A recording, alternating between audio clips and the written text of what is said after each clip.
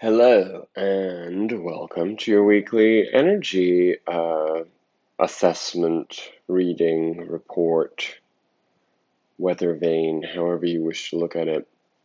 We are looking at the second week of August, beginning August 9th or thereabouts. And I'm recording this before the new moon on the 7th, and so we will be experiencing the new moon in Leo tomorrow. Or whenever you watch this, accordingly adapt. Now, what's special about this new moon in Leo is that it is triggering the Saturn-Uranus tension that we've been experiencing all year long, the squares. And we're just coming off of the second square, and the third will be in December, which is ultimately when that energy will be resolved. But because this is happening with the new moon in Leo, the T square is being formed with Mercury in and the Sun in Leo. I mean, Mercury is about to move into Virgo, but I think it is still in Leo. What does this mean? It's hard for me because I'm like trying to explain something where I'm even a little out of my own depth. But the tension of the Saturn-Uranus dynamic is actually sort of being eased in a way by the new moon in Leo because it is we're moving away from it. That's the simplest way of putting it. But what does this mean? Because Saturn is all about restriction, being constrained in values and traditions and rules and laws and systems, and that's the restrictive quality of Saturn. There's other aspects of it that are we can look at it from a more liberating perspective, of course, too. But because we're talking about challenges, generally what we're letting go is all of those things. And Uranus is, of course, the electrifying, unexpected shifts, the dynamism of change and chaos in order to level up. So we're moving away from the strength of Saturn via the dynamism of Uranus. And all of this in a Leonine energy, a new, fresh Leonine energy. So what is that Leo energy? Well, everyone has Leo in them somewhere. I'm a Leo sun. Somewhere in your chart there is Leo, and even if you don't have planets in the chart, it still has an influence. All signs do in all of us, because those are the archetypes that make us a whole.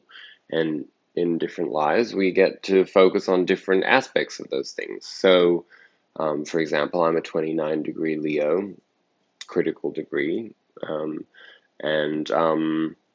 that's a graduation point from the energy of Leo. So, my whole life before I understood any of those things, I used to think that I was meant to embody all of the sort of the more, how would I put this?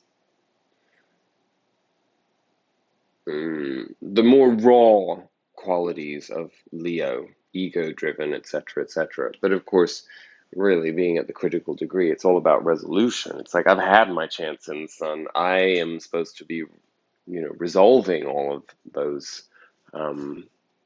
lessons, evolutionary points. So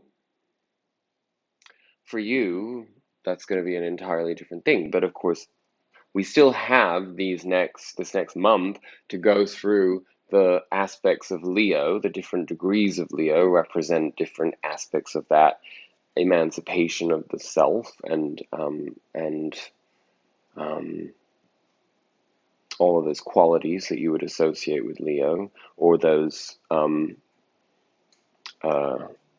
shortcomings that you may personally be triggered by in the Leo archetype, we have to integrate those over the course of these 30 or so days, right?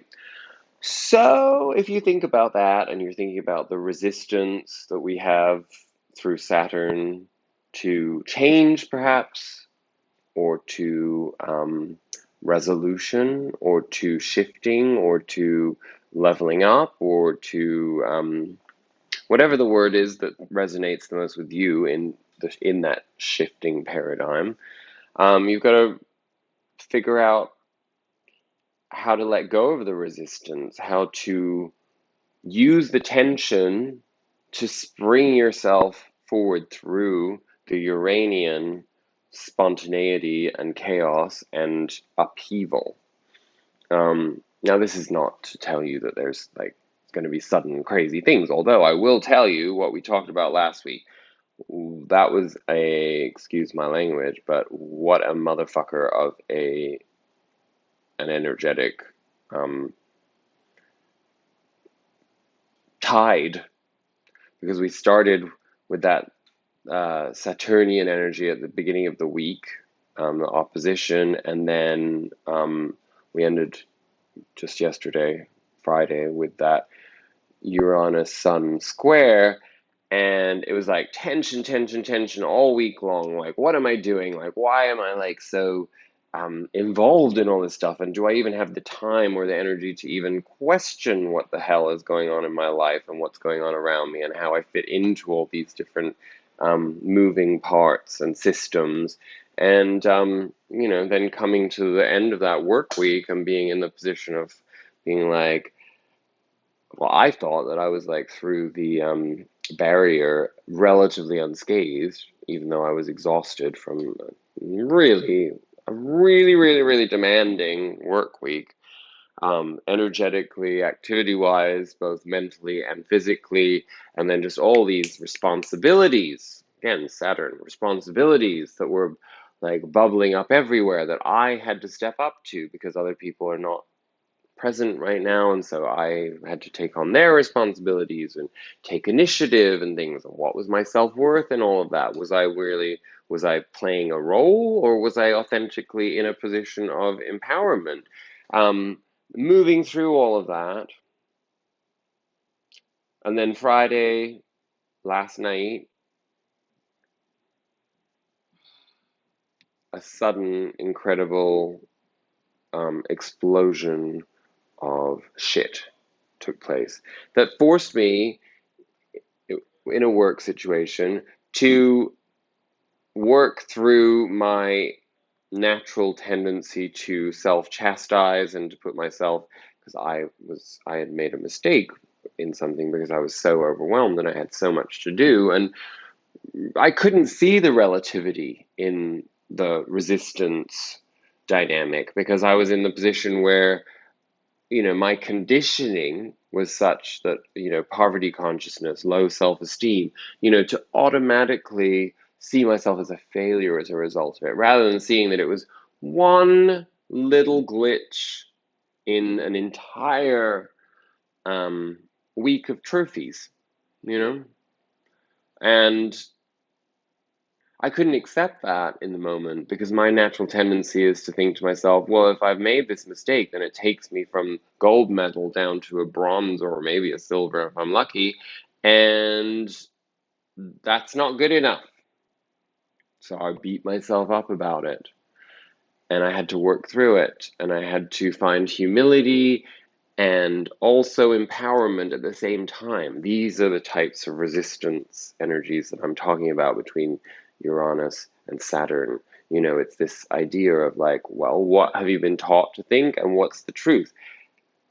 Can it's through these moments of chaos that truth shines through, that we actually manage to harness the truth of our efforts and our purpose and what's important and what isn't. And the reality is, I will like find a million different ways to go about that. Like, it'd be like, oh, I'm going to get fired, like for gross negligence, rather than being able to say, look, be rational. Like, you've done all these other things that basically you should be getting like your gold stars for.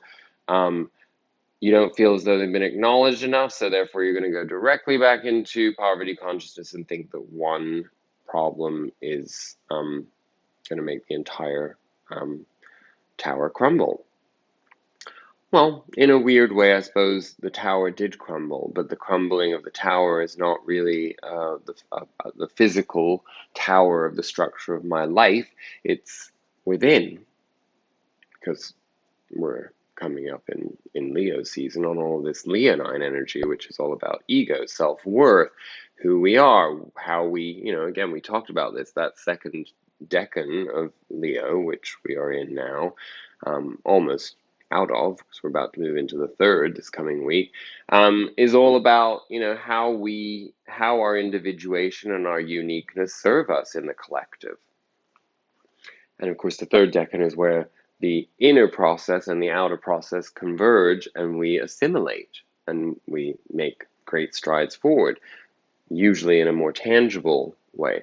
So, I'm pretty much on track. Are you? I'm sure you are. I'm sure you've had your fill this week too.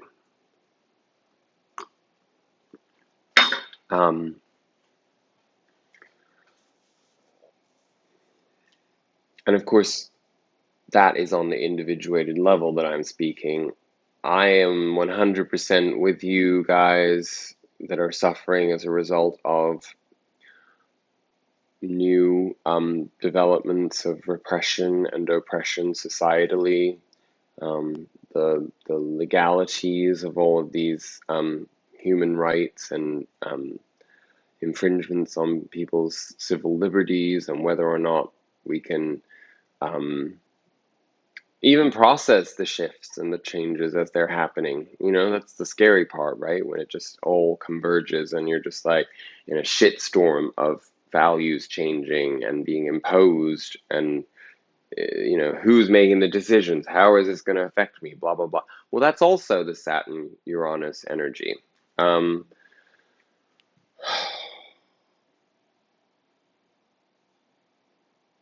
again, we're talking about Aquarius and Taurus. That's where those planets are. So, you've got Aquarius, which is the collective, and Taurus, which is Earth. So this is another way that these things develop on the macro, So make sense of all of that.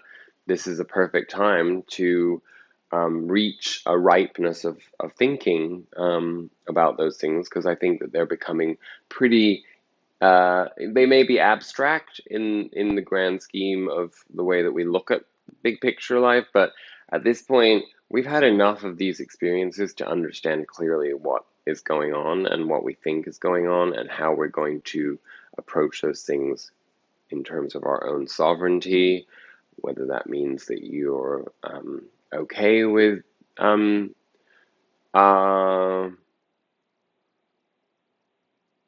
medical innovations, or whether you see that as a form of tyranny, or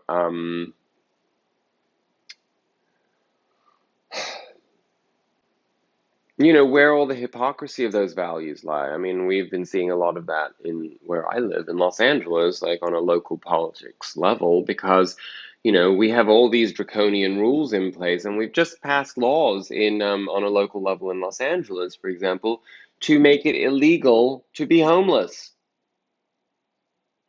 And you got to wonder what kind of a fucked up world we live in, where it's illegal to be homeless. It's okay to discriminate against poverty.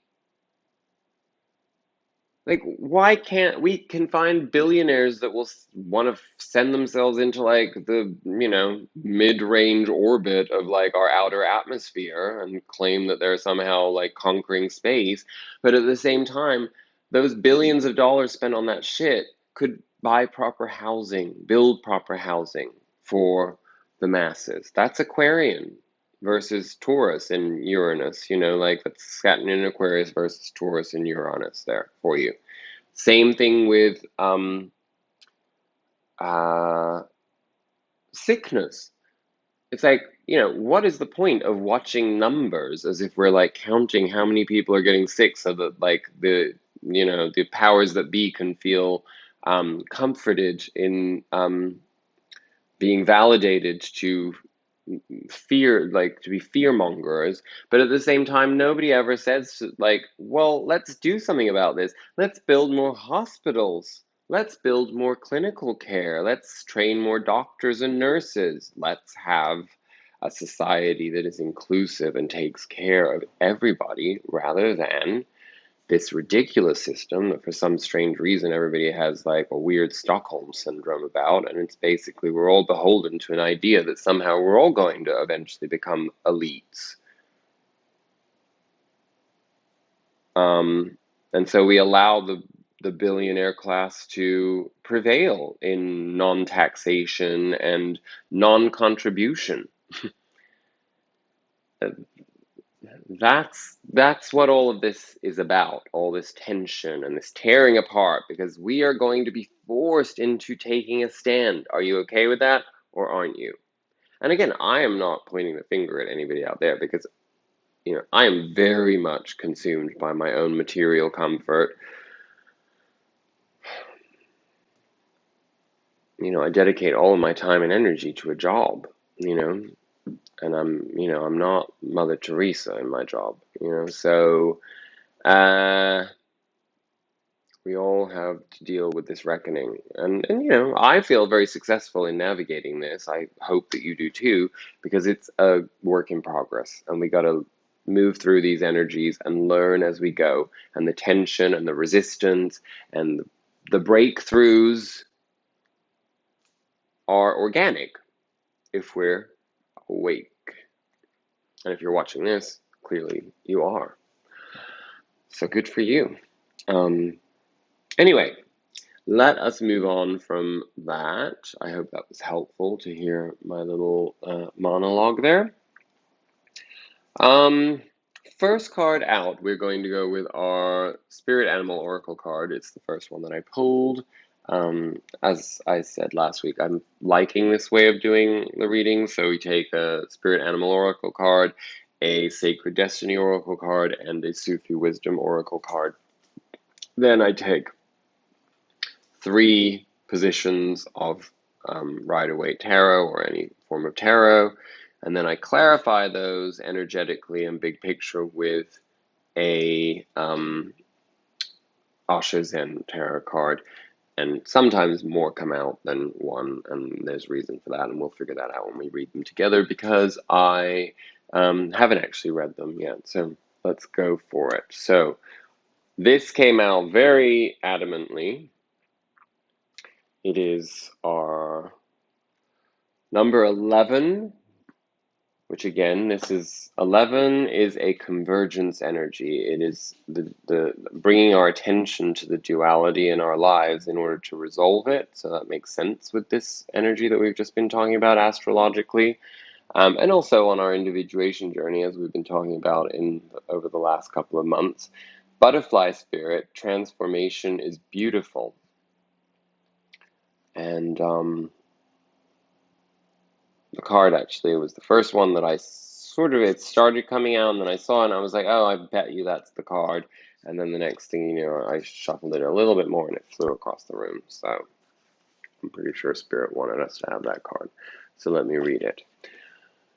The oracle message of Butterfly Spirit is the following. Joy and the beautiful lightness of being alive and creative in the world is the focus when Butterfly Spirit flutters before you. Transformation is inevitable as you grow into your most beautiful, empowered self. Indeed, you will go through some uncomfortable stages as you let go of the forms of your life that no longer fit the new you. Even relationships must go through shifts to match your new emerging self. If you focus on the beauty and not the challenges, stop taking yourself too seriously, and choose to be playful, loving, and joyous, you will soon know the miracle your soul wants to experience through you. Today is a day for joy, so alight. Look around and see the beauty that is everywhere and in everyone, including you. Now, if you're struggling with that, which of course many of us are, not permanently or not all the time, but when we have a little wobble here and there, Transformation does not have to be as traumatic or dramatic as things may seem to be right now. Remember, change is the only true constant. When you resist it, you create a tension within you as you refuse to accept the inevitable. Again, it comes down to that tension that we were talking about with Saturn and Uranus, right? In this moment, you might have forgotten the beauty and joy of life as it moves through its seasons, as nature dictates. You are being faced with a choice now. You can struggle with the current conditions, refusing to surrender, and see through the lens of lack and loss, or you can surrender to the grace that is calling you to allow life to take its course, moving through the sadness and disappointment. Surrender will soften you, inviting you to bask in gratitude and see through the lens of curiosity. These are the keys to tuning into the infinite potential available to you now. Butterfly Spirit knows the beauty and delight you are on the brink of discovering. Let go and trust that it is there for you.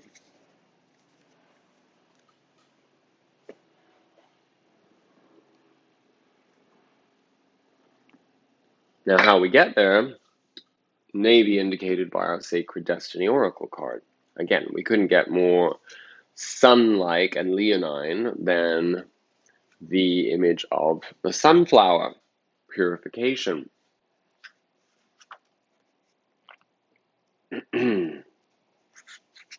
So, what does the summer rain have to purify in us, and what's its message? Traditionally, rain symbolizes rebirth and washing one's sins away. Water is also associated with emotions, and a summer rain can represent the release of long-held emotions that allows for a purification and inner healing. There is also a renewal aspect of rain. The old saying, April showers bring May flowers, means that what follows the rain is a time of renewal and blossoming. The sacred landscape wants you to know that it's difficult for new, vibrant energy to enter your life if it is clogged with old and outdated energy. Cleanse and purify your body and your physical space. This is a great time for a detox, clutter clearing, cleansing, and space clearing. Release outdated energy to invite fresh, clear energy into your life. Eat lightly. Don't take things personally. Release resentment, guilt, and blame. Purify yourself, thought, word, and deed. Decluttering is modern day alchemy. If you don't love it or use it, let it go. This card can also represent abundance, as flowing water is a metaphor for prosperity and summer is the time of expansion.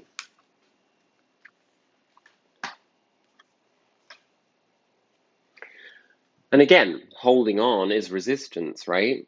So when we feel that we have to latch onto something to stop it from going, that's a clear indication that it simply has to be set free in order for us to thrive and allow whatever that is to find its rightful place wherever it needs to be. Or, who, that's not what I'm trying to say. I'm trying to say it might not be an it might be a person, Anyway, sometimes I have like little spaz moments like that. I apologize. I also have an itchy nose. Oh God, it's endless. We had another COVID outbreak where I work. And so I found myself having to test a bunch of people, 24 people for COVID. And so let's hope that my submission to medical innovations is protective. Well, plus the fact that I had that god-awful illness, whatever it is. So those antibodies better be stepping up, right?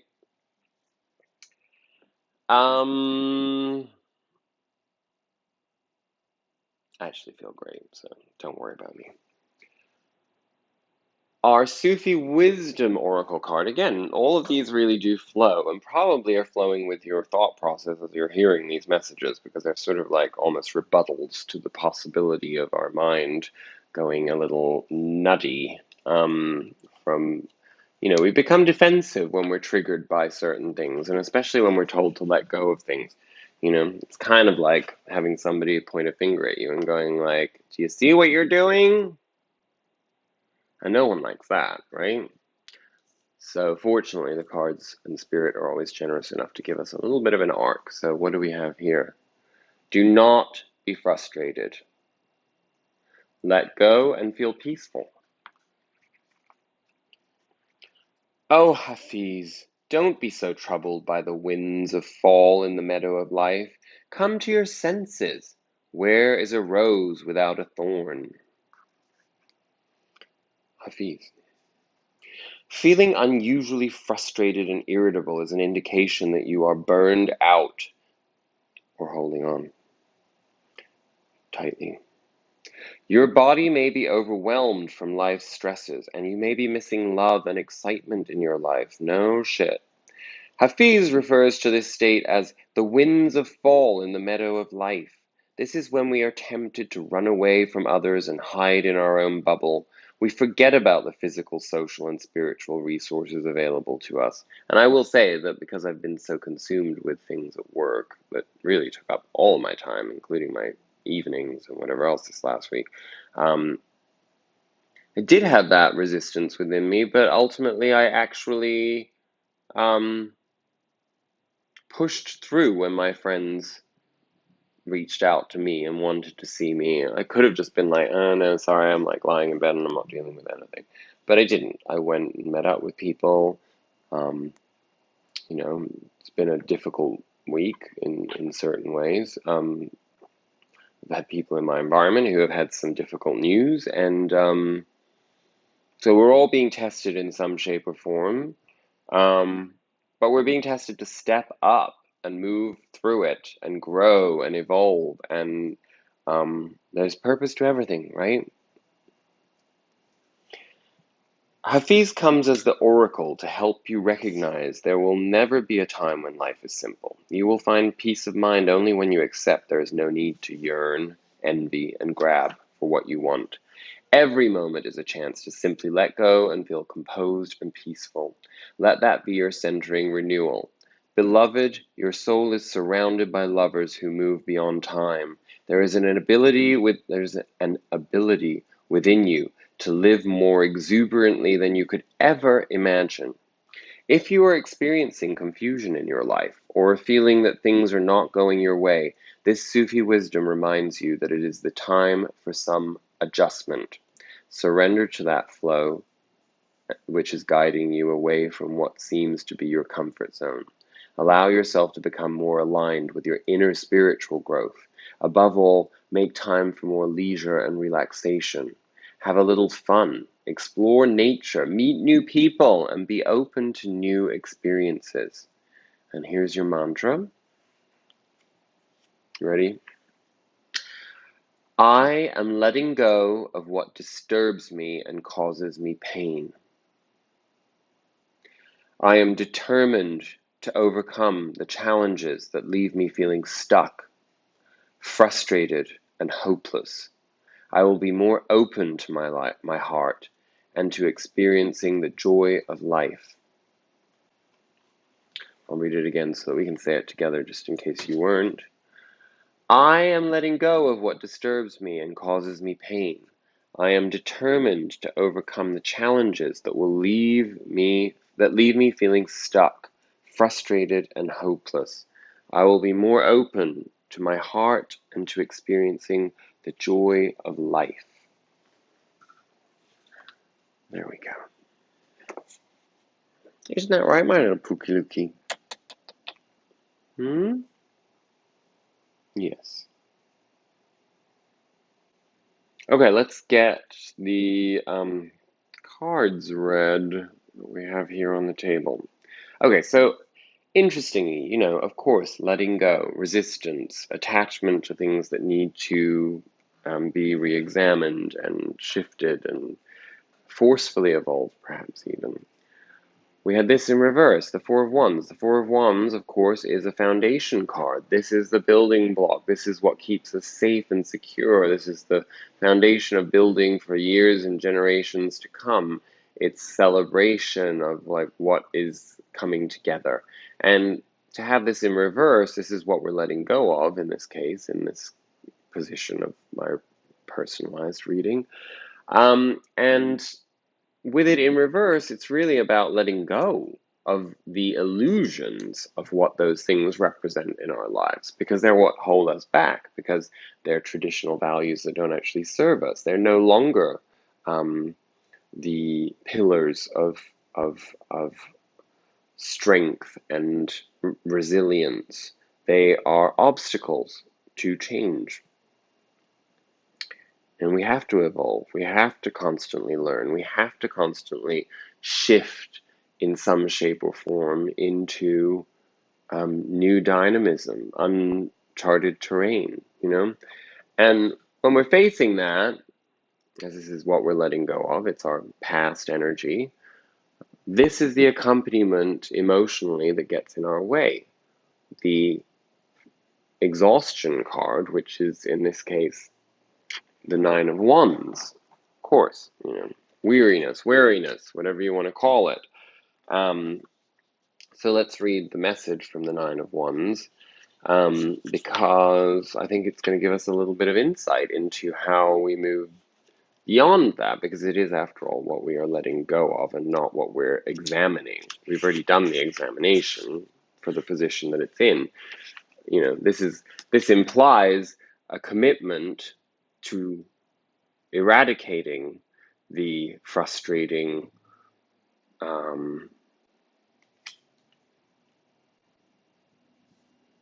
systematic thinking that holds us back.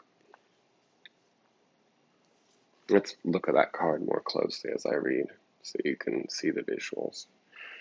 This is the portrait of one whose whole life energy has been depleted in his efforts to keep fueling the enormous and ridiculous machine of self-importance and productivity. He has been so sorry, babe. He has been so busy keeping it all together and making sure everything runs smoothly that he has forgotten to really rest. No doubt he can't allow himself to be playful. To abandon his duty for a trip to the beach could mean the whole structure might come tumbling down. This is very much speaking to me. I don't know about you, but yikes. That is a real thing, isn't it? Like the idea that we really make ourselves very self-important when we feel like we have to be in control and we're trying to, you know, well, we ultimately become martyrs to our own cause, right? The message of this card is not just about being a workaholic, though. It's about all the ways in which we set up safe but unnatural routines for ourselves, and by doing so, keep the chaotic and spontaneous away from our doors. Life isn't a business to be managed, it's a mystery to be lived. It's time to tear up the time card, break out of the factory, and take a little trip into the uncharted. Your work can flow more smoothly from a relaxed state of mind. Amen. A man who lives through conscience becomes hard. A man who lives through consciousness remains soft. Why? Because a man who has some ideas about how to live naturally becomes hard. He is continuously to carry his character around himself. That character is like an armor. His protection, his security, his whole life is invested in that character. And he always reacts to situations through the character, not directly. If you ask him a question, his answer is ready-made. This is the sign of a hard person. He is dull, stupid, mechanical. He may be a good computer, but he's not a man. You do something, and he reacts in a well-established way. His reaction is predictable. He is a robot. Kind of like the way I'm reading this, I apologize. The real man acts spontaneously. If you ask him a question, your question gets a response, not a reaction. He opens his heart to your question, exposes himself to your question, responds to it. Right. Well, that is the process, right? And I actually have been doing that. I've really been doing that. I've been letting go of my standardized approach to things most of the time, you know, to live in consciousness and not by my conscience. Because my conscience ultimately is a form of egoic reinforcement, right? So there's what we're letting go of. There's what those pillars are that we're letting go of. Perfect little answer for us. Then at the center of our nowness, we got what was our outcome, I believe, last week. These two cards together. The Six of Cups and the Five of Cups. So this is a graduation process, again, reminding us in this process, because of course linear time doesn't really work. I mean, it can take more than a week for something to manifest, so it's an ongoing process.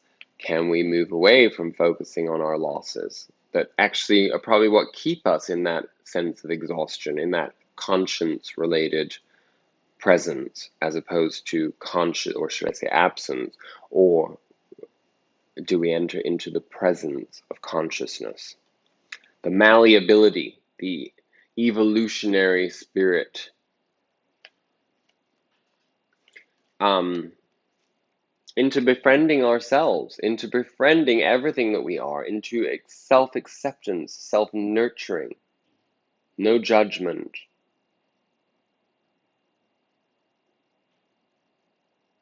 Integration of the self, both the adult self and the inner child. To let go of the pain body, the conditioning that comes from that pain body. And we got a fuck ton of cards that came out actually with those from the Osho, and so I'm just going to sort of do a brief overview of them because I think they kind of speak to themselves, because this is an evolutionary process within itself. So I'll pick what I can from the readings. We start with flowering. That's I don't know, the Queen of Pentacles maybe? I don't know, we'll check it out. Ripeness, which is the Nine of Pentacles. That's where we come into our own. And possibilities. So that's the journey that we move into. This is out of poverty consciousness into the fullness of the understanding of our potential. Understanding that we are self-sustaining, that we can change anything in our lives based on, our minds and how imprisoned we are by them, which in turn leads to the Two of Wands, possibilities. So let's just read. Okay, flowering. I'm not going to read the actual description of the cards because I think we just need.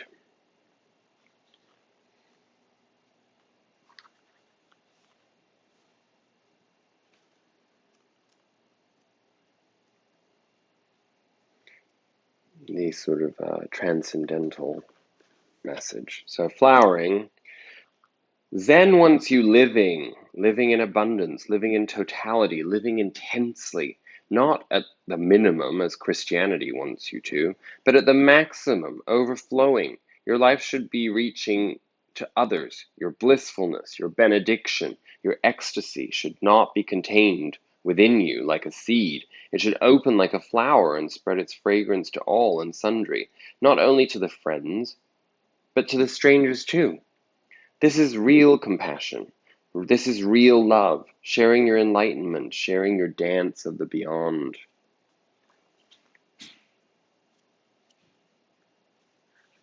The Queen of Rainbows is like a fantastic plant that has reached the apex of its flowering and its colors. She's very sexual, very alive, and full of possibilities.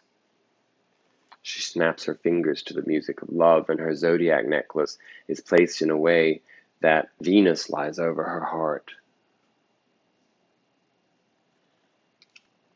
The sleeves of her garment contain an abundance of seeds, and as the wind blows, the seeds will be scattered to take root where they may. She is not concerned whether they land on the soil or on the rocks. She is just spreading them everywhere in sheer celebration of life and love. Flowers fall on her from above in harmony with her own flowering, and the waters of emotion swirl playfully beneath the flower on which she sits. You might feel like a garden of flowers right now, showered with blessings from everywhere. Welcome the bees, invite the birds to drink your nectar, spread your joy around for all to share. Oh,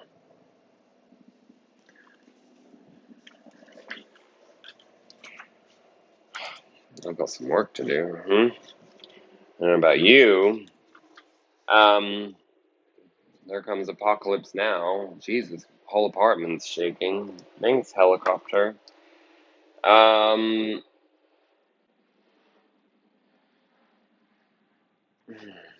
ripeness.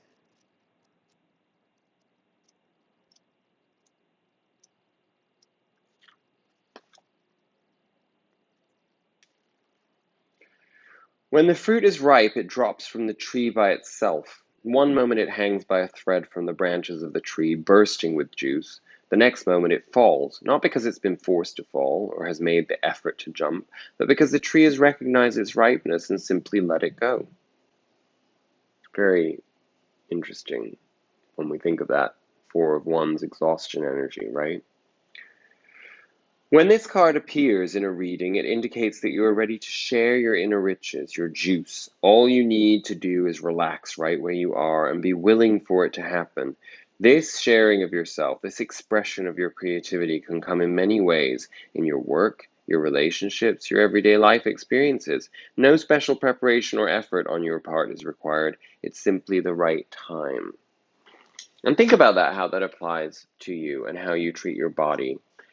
Do you even have a relationship with your body? That's what comes to my mind. Like, do you touch yourself? I don't mean in a masturbatory way, but I mean it could be that too. Do you know your body? Do you embrace your body? Wrinkles, fat, cellulite, creases and all, Smoothness, hairiness, whatever it is, that's you.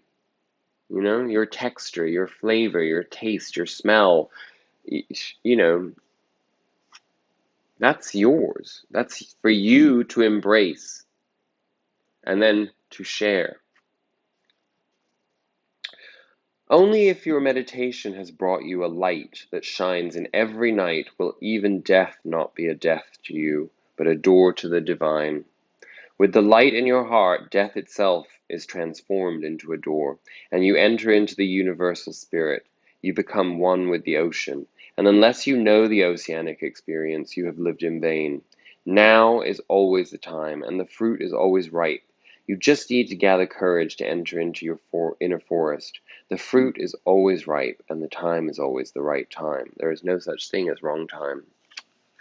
And I do think that's really important to be mindful of is, again, I've talked about this a little bit recently with a few of my friends, this the fear of mortality, is a very narcissistically driven restriction that's been programmed into us in many ways. The pornographication and sexualization of everything, the focus on the material, on the tangible, on the, we don't have to work for anything, so we don't have to contemplate, not you or I, but the vast majority of people. And we've sort of rendered taboo sickness and death and aging as if they are things that, as long as we can put them off, we don't have to face. But they're all fundamental parts of the human journey. And, the fact that they are dishonorable by societal standards is probably a big part of what these pillars also represent that you want to get the fuck away from. Chop them off and get rid of them.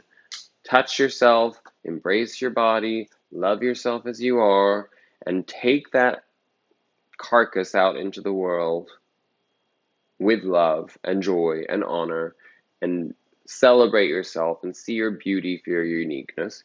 And, if somebody wants to try to pick your tree, like of the fruit that's there, you get to decide if they get it, or, if it's overflow and the tree's ready to dump it on the ground as we just read about, then that'll happen too. So death is a beautiful portal. Do you fear death? I certainly don't fear death at all. I mean, I don't like the idea of suffering. I'm sure you don't either. Am I fearful of it? Not really. I mean, everybody's apprehensive of suffering, right? I mean, I'd rather not suffer. I'd rather not, certainly, I don't want to suffer on my way to my death, but, you know, again, you can't have a choice in that matter. It's taboo in our society, again, for reasons unknown. But, you are master of your own body and your own destiny in many ways. And if you're not, well, you're drop dead, you won't know. You won't be able to think about it. Again, conscience versus consciousness. You want to be present in your consciousness. Conscience means that you become tethered to concepts that can contain fear, anguish, anxiety, frustration, anger, resentment, sadness.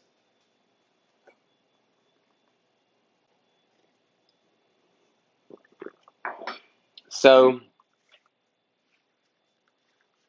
when we are present in our consciousness, we move into possibilities, right? And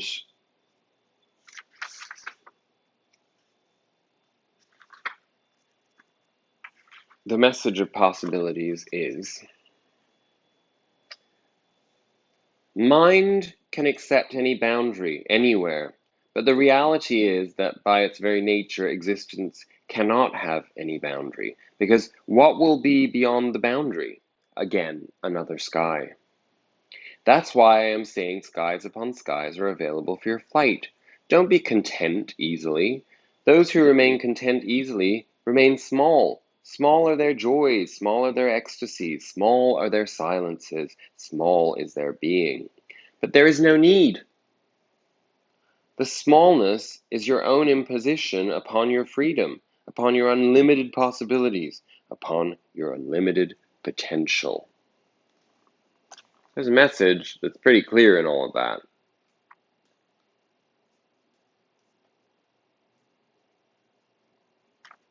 Create, express, share of yourself, of your loins.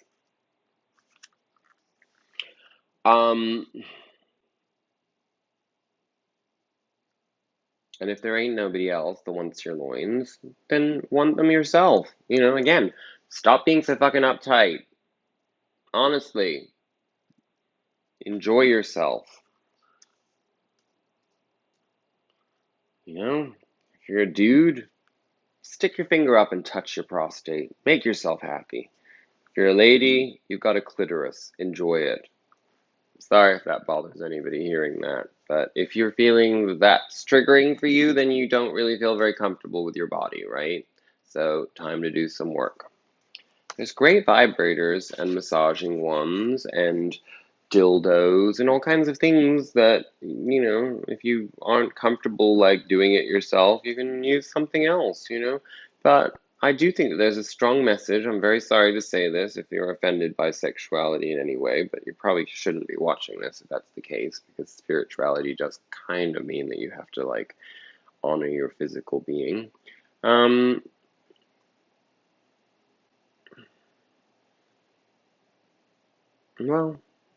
just figure it out. Just be with yourself. Have a love affair with yourself.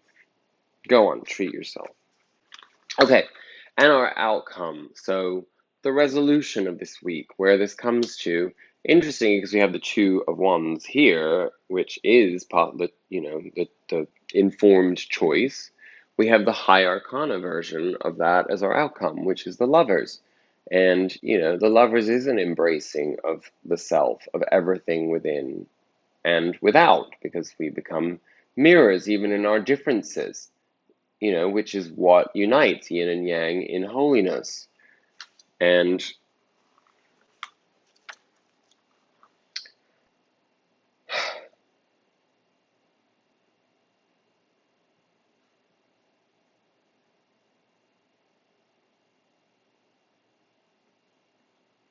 I'm just going to read the Osho Zen card because um, I don't really know how else to express the lovers in this context, because it really is sort of a direct conclusion on all of this that we've been talking about. So let's just read The Rebel. We've had it recently, so I'm sorry if it's repetitive, but it is the message from Spirit. The powerful and authoritative figure in this card is clearly the master of his own destiny. On his shoulders is an emblem of the sun, and the torch he holds in his right hand symbolizes the light of his own hard-won truth. Whether he is wealthy or poor, the rebel is really an emperor because he has broken the chains of society's repressive conditioning and opinions. He has formed himself by embracing all the colors of the rainbow, emerging from the darkness and formless roots of his unconscious past and growing wings to fly into the sky. Sounds pretty leonine to me, right? His very way of being is rebellious, not because he is fighting against anybody or anything, but because he has discovered his own true nature and is determined to live in accordance with it, which is exactly what the third decan of Leo will be all about. The eagle in his spirit is his spirit animal, a messenger between earth and sky. The rebel challenges us to be courageous enough to take responsibility for who we are and to live our truth. People are afraid, very much afraid of those who know themselves. They have a certain power, a certain aura, and a certain magnetism, a charisma that can take you out alive, young people, from the traditional imprisonment. Sorry, that was really poorly read, but um, they have a charisma that can take out alive young people from the traditional imprisonment. The enlightened man cannot be enslaved. That is the difficulty. And he cannot be imprisoned. Every genius who has known something of the inner is bound to be a little difficult to be absorbed. He is going to be an upsetting force. The masses don't want to be disturbed, even though they may be in misery. They are in misery, but they are accustomed to the misery, and anybody who's not miserable looks like a stranger. The enlightened man is the greatest stranger in the world.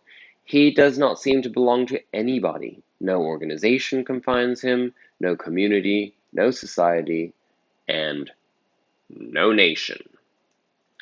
So think about that when you're cheering on your football team or wishing that, we could eradicate Chinese,